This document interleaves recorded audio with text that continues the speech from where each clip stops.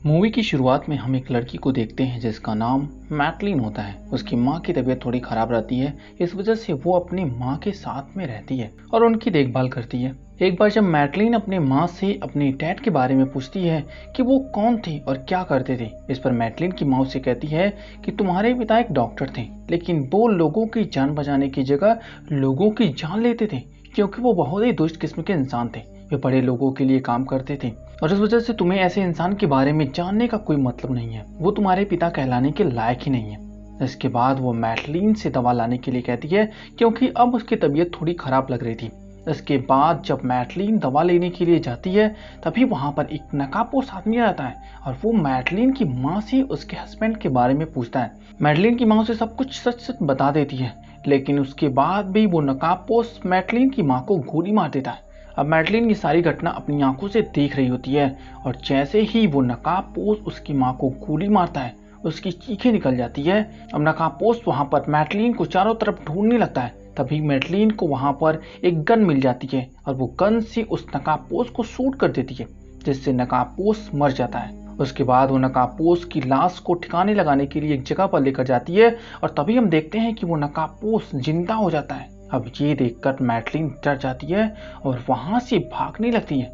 नकाबपोश भी उसे मारने के लिए उसका पीछा करता है। मैटलिन जिस जगह पर भाग रही होती है, दरअसल वो जगह एक झील होता है जो जमकर बर्फ बन गया था। भागते समय अचानक बर्फ टूट जाता है, जिससे वो बर्फ के अंदर समा जाती है। वो बर्फ से निकलने की बहुत कोशिश करती है, लेकिन निकल नहीं पाती है। नकाबपोश भी उस जगह पर जाता है और वो मैटलिन की ओर शूट कर देता है, लेकिन वो मैटलिन को शूट नहीं कर रहा था, बल्कि उसके आसपास की बर्फ को तोड़ रहा था, जिससे वो वहां से बाहर निकल सके।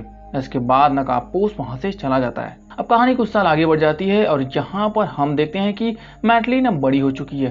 वो जेम्स बॉन्ड के साथ में एक आइलैंड पे रहती है। दोनों साथ में एक खुशहाल जिंदगी बिता रहे होते हैं। इसके बाद जेम्स मैटलिन को लेकर शहर में आता है और फिर वे एक होटल में रोमांटिक रात गुजारते हैं। नेक्स्ट मॉर्निंग जेम्स एक लेडी के कब्र पर जाता है जिसका नाम वेस्पल लिंड होता है। तभी अचानक वहां पर एक ब्लास्ट हो जाता है, जिसमें जेम्स काफी घायल हो जाता है। दरअसल ये ब्लास्ट जेम्स को मारने के लिए ही हुआ था। इसके बाद जेम्स वहां से किसी तरह से भागने की कोशिश करता है, जिसकी वजह से ब्लास्ट करने वाला आदमी फिर से जेम्स को मारने के लिए उसका पीछा करता है। जेम्स किसी तरह से होटल में मैटलिन के पास पहुंच जाता है और तुरंत ही वो मैटलिन को लेकर वहां से निकल जाता है। रास्ते में जेम्स को मारने वाले लोग उस पर फिर से हमला कर देते हैं, लेकिन जेम्स उन सब को शूट करता हुआ किसी तरह से स्टेशन पर पहुंच जाता है। इसके बाद वो मैटलिन को एक ट्रेन में बैठा देता है और कहता है कि मुझे इन लोगों का पता लगाना ही होगा, उसके बाद ही हम लोग मिलेंगे, क्योंकि अगर तुम मेरे साथ रहोगी तो तुम्हारी भी जान का खतरा बना रहेगा। इसके बाद वो मैटलिन को वहां से विदा कर देता है। नेक्स्ट सीन में हम एक कंपनी को देखते हैं जिसमें वायु वेपन बनाया जाता है। इस कंपनी के सभी साइंटिस्ट को एक सैफीन नाम के आदमी ने बंदी बना लिया होता है। इसके बाद सैफीन वहां के साइंटिस्ट, जिसका नाम वेल्डो होता है, उससे एक वायु वेपन को एक्टिवेट करवाता है और उस साइंटिस्ट को और उस वेपन को लेकर वहां से निकल जाता है। दूसरी तरफ हम जेम्स को देखते हैं जो अपने एक दोस्त फेलिक्स से मिलता है, जो CIA का एजेंट होता है। यहाँ पर हमें पता चलता है कि जेम्स ने अपने काम से रिटायर ले लिया होता है और वो बस अपनी वाइफ के साथ अपनी बची जिंदगी को अच्छे से गुजारना चाहता है। यहाँ पर फेलिक्स जेम्स को बताता है कि कुछ दिनों पहले कुछ लोगों ने वायु वेपन बनाने वाली कंपनी पर हमला किया था और उन्होंने वहां से एक एक्टिवेटेड वेपन और एक साइंटिस्ट को लेकर चले गए थे और हाल ही में उस साइंटिस्ट को क्यूबा में देखा गया, और अगर हम किसी तरह से उस साइंटिस्ट तक पहुंच जाए तो हम उन वायु वेपन कंपनी पर हमला करने वाले लोगों तक भी पहुंच जाएंगे। लेकिन इस काम में मुझे तुम्हारी मदद की जरूरत है, क्योंकि मैं किसी और पर पूरा भरोसा नहीं कर सकता हूँ। इस पर जेम्स उससे कहता है कि मैं सोचकर बताऊंगा। फेलिक्स से मिलने के बाद वो जब अपने घर जाता है तब उसे अपने घर पर एक लेडी स्पाई मिलती है। ये लेडी स्पाई जेम्स से कहती है कि तुम्हारे रिटायरमेंट के बाद अब मुझे 007 की पोस्ट दे दी गई है, लेकिन हमें अब भी तुम्हारी जरूरत है, इसलिए तुम उस वायु वेपन की चोरी करने वाले को ढूंढने में हमारी मदद करो। इसके बाद वो लेडी स्पाई वहां से चली जाती है। अब जेम्स काफी सोच विचार के बाद इस मिशन के लिए तैयार हो जाता है। इसके बाद वो अगले दिन ही क्यूबा के लिए निकल जाता है। क्यूबा पहुंचने पर वो वहां के एक लेडी स्पाई से मिलता है जिसका नाम पलूमा होता है। इसके बाद जेम्स बॉन्ड अपने गेटअप में तैयार हो जाता है, यानी वही सूट बूट वाला गेटअप। अब पलूमा जेम्स बॉन्ड को लेकर एक क्लब में जाती है। अब क्लब में दोनों उस साइंटिस्ट को ढूंढने लगते हैं क्योंकि उन्हें पता चला था कि वो साइंटिस्ट आज इस क्लब में आने वाला है। कुछ समय तक ढूंढने के बाद उन्हें वो साइंटिस्ट नजर आ जाता है। अब जैसे ही वे दोनों उस साइंटिस्ट को पकड़ने के लिए जाते हैं, तभी वहां पर वायु वेपन के गैस को रिलीज कर दिया जाता है, जिससे क्लब में मौजूद लोग उस गैस की वजह से सांस नहीं ले पाते हैं और इस वजह से वे मरने लगते हैं। जेम्स और पालूमा पर इसका असर नहीं होता है, क्योंकि इस वेपन को उनके डीएनए से ही मैच करके बनाया गया था। अब क्लब में लोगों को मरना देखकर वे तुरंत ही उस साइंटिस्ट को पकड़ने के लिए जाते हैं, लेकिन तभी उन पर सैफीन के लोग हमला कर देते हैं। लेकिन इस हमले में जेम्स बॉन्ड और पालूमा उन सब लोगों को मार देते हैं। इसके बाद जेम्स उस साइंटिस्ट को उस वेपन बॉक्स के साथ पकड़ लेता है।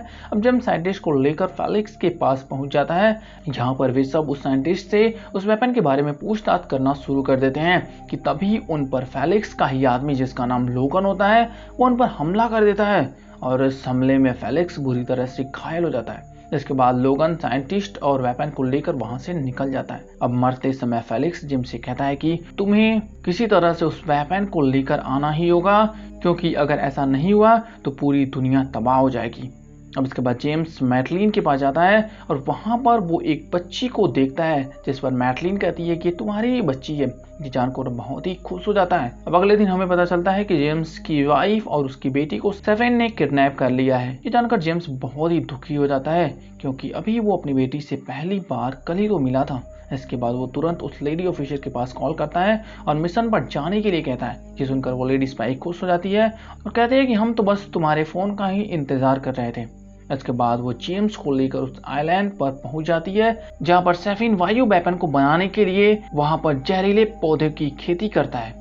यहाँ पहुंचने के बाद जेम्स और लेडी स्पाई सैफीन के लोगों को मारना शुरू कर देते हैं और कुछ समय में ही जेम्स अपने वाइफ मैटलिन और अपनी बेटी को छुड़ाने में कामयाब हो जाता है। उसके बाद जेम्स मैटलिन और अपनी बेटी को उस लेडी स्पाई के साथ भेज देता है और उसे कहता है कि वो सैफीन के जहरीले पौधों को नष्ट करने के बाद वापस आ जाएगा।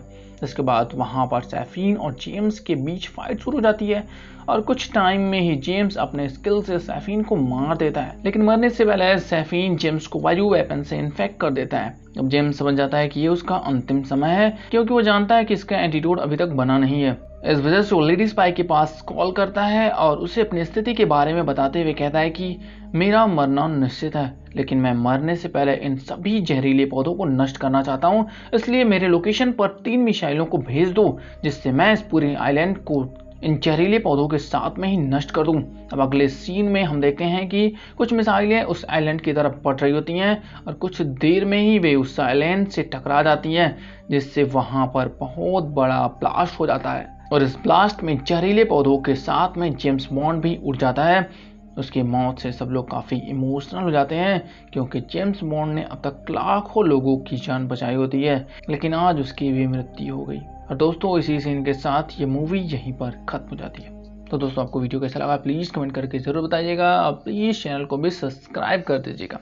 थैंक यू दोस्तों फॉर वॉचिंग दिस वीडियो।